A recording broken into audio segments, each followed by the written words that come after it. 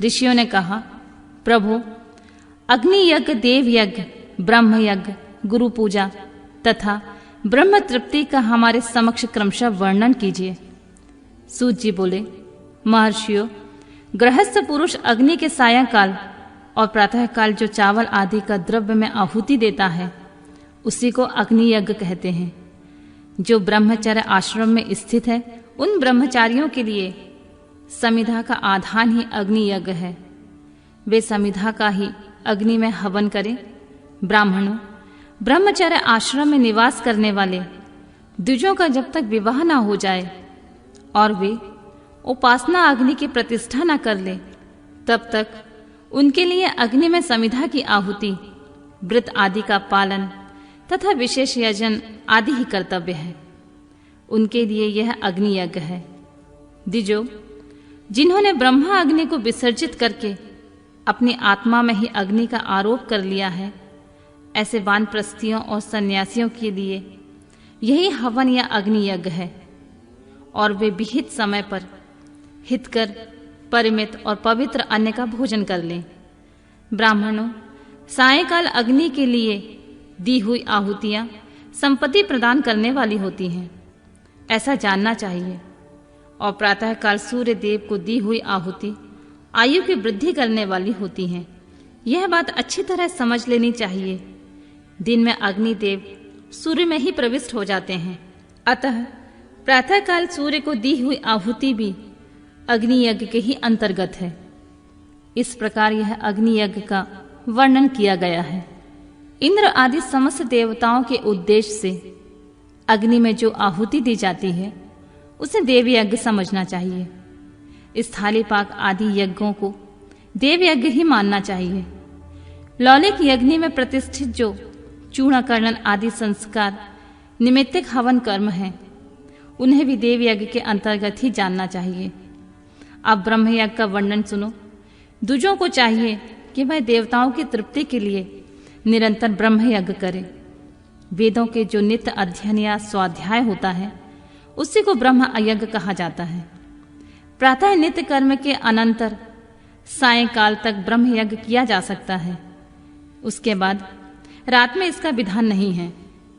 अग्नि के बिना देव यज्ञ कैसे संपन्न होगा, इसे तुम लोग बड़ी श्रद्धा से और आदर पूर्वक सुनो। सृष्टि के आरंभ में सर्वज्ञ, दयालु और सर्वसमर्थ महादेव जी ने समस्त लोगों को उपकार के लिए वारों की कल्पना की और वे भगवान शिव संसार रूपी रोगों को दूर करने के लिए वैद्य हैं, सबके ज्ञाता तथा समस्त औषधों के औषध हैं। उन भगवान ने पहले अपने वार की कल्पना की जो आरोग्य प्रदान करने वाला होता है। तत्पश्चात अपनी माया शक्ति का वार बनाया जो संपत्ति प्रदान करने वाला होता है। जन्म काल में दुर्गतिग्रस्त बालक की रक्षा के लिए उन्होंने कुमार के वार की रचना की। तत्पश्चात सर्वसमर्थ महादेव ने आलस्य और पाप की निवृत्ति तथा समस्त लोगों के हित करने की इच्छा से लोक रक्षक भगवान विष्णु का वार बनाया। इसके बाद सबके स्वामी भगवान शिव ने पुष्टि और रक्षा के लिए आयुकर्ता त्रिलोकष्टा परमेष्टि ब्रह्मा का आयुष कारक वार बनाया जिससे संपूर्ण जगत के आयुष की सिद्धि हो सके। इसके बाद तीनों लोकों की वृद्धि के लिए पहले पुण्य पाप रचना हो जाने पर उनके करने वाले लोगों को शुभाशुभ फल देने के लिए भगवान शिव ने इंद्र और यम के वारों का निर्माण किया। ये दोनों वार क्रमशः भोग देने वाले तथा लोगों को मृत्यु भय से दूर कराने वाले हैं। इसके बाद सूर्य आदि 7 ग्रहों को जो अपने ही स्वरूप भूत तथा प्राणियों के लिए सुख दुख के सूचक हैं, भगवान शिव ने उपयुक्त 7 वारों का स्वामी निश्चित किया। वे सब के सब ग्रह नक्षत्रों के ज्योतिर्मय मंडल में प्रतिष्ठित हैं। शिव के वार या दिन में स्वामी सूर्य हैं। शक्ति संबंधी वार के स्वामी सोम हैं। कुमार संबंधी दिन के अधिपति मंगल हैं। विष्णु वार के स्वामी बुध हैं। ब्रह्मा जी के वार के अधिपति बृहस्पति हैं। इंद्र वार के स्वामी शुक्र और यम वार के स्वामी शनिश्चर हैं। अपने अपने वार में हुई उन देवताओं की पूजा उनके अपने अपने फल को देने वाली होती है। सूर्य आरोग्य के और चंद्रमा संपत्ति के दाता है। मंगल व्याधियों को निवारण करते हैं, बुध पुष्टि देते हैं, बृहस्पति आयु की वृद्धि करते हैं, शुक्र भोग देते हैं और शनिश्चर मृत्यु का निवारण करते हैं। ये 7 वारों के क्रमशः फल बनाए गए हैं जो उन देवताओं की प्रीति से प्राप्त होते हैं। अन्य देवताओं का भी पूजा का फल देने वाले भगवान शिव ही हैं। देवताओं की प्रसन्नता के लिए पूजा की 5 प्रकार की ही पद्धति बनाई गई है। उन देवताओं के मंत्रों का जप यह पहला प्रकार है। उनके लिए होम करना दूसरा, दान करना तीसरा, तप करना चौथा, किसी वेदी पर प्रतिमा पर अग्नि में अथवा ब्राह्मण के शरीर में आराध्य देवता की भावना करके 16 उपचारों से उनकी पूजा या आराधना करना 5वां प्रकार है। इनमें पूजा का उत्तरोत्तर आधार श्रेष्ठ है। पूर्व के अभाव में उत्तरोत्तर आधार का अवलंबन करना चाहिए। दोनों नेत्रों तथा मस्तक के रोग में कुछ कुष्ठ रोग की शांति के लिए भगवान सूर्य की पूजा करके ब्राह्मणों को भोजन कराएं। तदंतर 1 दिन, 1 मास, 1 वर्ष अथवा 3 वर्ष तक लगातार ऐसा साधन करना चाहिए। इससे यदि प्रबल प्रारब्ध का निर्माण हो जाए तो रोग एवं जरा आदि रोगों का नाश हो जाता है। इष्ट देव के नाम मंत्रों का जाप आदि साधनवार आदि के अनुसार फल देते हैं। रविवार को सूर्य देव के लिए, अन्य देवताओं के लिए तथा ब्राह्मणों के लिए विशिष्ट वस्तु अर्पित करें। यह साधन विशिष्ट फल देने वाला होता है तथा इसके द्वारा विशेष रूप से पापों की शांति होती है। सोमवार को विद्वान पुरुष संपत्ति की प्राप्ति के लिए लक्ष्मी आदि की पूजा करें तथा सपत्निक ब्राह्मण को घृतपक अन्न का भोजन कराएं।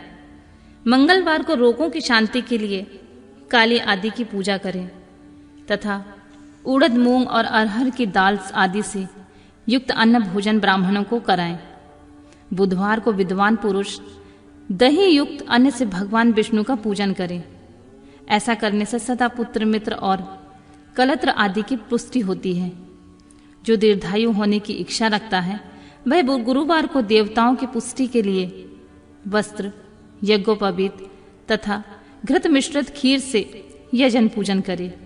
भोग की प्राप्ति के लिए शुक्रवार को एकाग्रचित होकर देवताओं का पूजन करना चाहिए और ब्राह्मणों की तृप्ति के लिए षड्रस युक्त भोजन दें। इस प्रकार स्त्रियों की प्रसन्नता के लिए सुंदर वस्त्र आदि का विधान करें।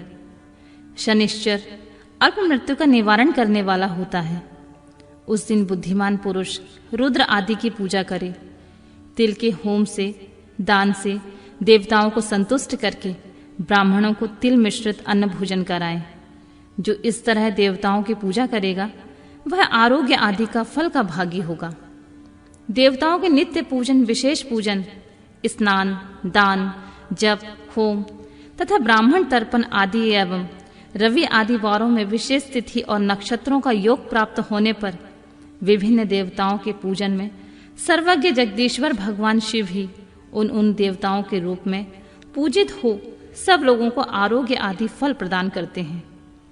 देश, काल, पात्र, द्रव, श्रद्धा और लोकों के अनुसार उनके तारतम्य क्रम का ध्यान रखते हुए महादेव जी आराधना करने वाले लोगों को आरोग्य आदि का फल देते हैं। शुभ मांगलिक कर्म के आरंभ में और अशुभ अंत्योष्टि आदि कर्म के अंत में तथा जन्म नक्षत्रों के आने पर गृहस्थ पुरुष अपने घर में आरोग्य आदि की समृद्धि के लिए सूर्य आदि ग्रहों का पूजन करे। इससे सिद्ध होता है कि देवताओं का यजन संपूर्ण अभीष्ट वस्तुओं को देने वाला है। ब्राह्मणों का देव यजन कर्म वैदिक मंत्र के साथ होना चाहिए। यहाँ ब्राह्मण शब्द क्षत्रिय और वैश्य का भी उपलक्षण है। शूद्र आदि दूसरों का देव यज्ञ तांत्रिक विधि से होना चाहिए। शुभ फल की इच्छा रखने वाले मनुष्य को 7 ही दिन में अपनी शक्ति के अनुसार सदा देव पूजा करना चाहिए।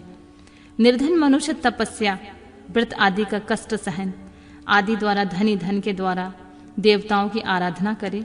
वह बार बार श्रद्धा पूर्वक इस तरह धर्म का अनुष्ठान करता है और बारंबार पुण्य लोकों के नाना प्रकार के फल भोगकर पुनः इस पृथ्वी पर जन्म ग्रहण करता है। धनवान पुरुष सदा भोग सिद्धि के लिए मार्ग में वृक्षादि लगाकर लोगों के लिए छाया की व्यवस्था करें। जलाशय, कुआं, बावली और पोखरे बनवाएं। वेद शास्त्रों की प्रतिष्ठा के लिए पाठशाला का निर्माण करें तथा अन्य प्रकार से भी धर्म का संग्रह करता रहे। धनी को यह सब कार्य सदा ही करते रहना चाहिए। समयानुसार पुण्य कर्मों की परिक्रमा से अंतःकरण शुद्ध होने पर ज्ञान की सिद्धि होती है। द्विजो, जो इस अध्याय को सुनता, पढ़ता अथवा सुनने की व्यवस्था करता है, उसे देव यज्ञ का फल भी प्राप्त होता है।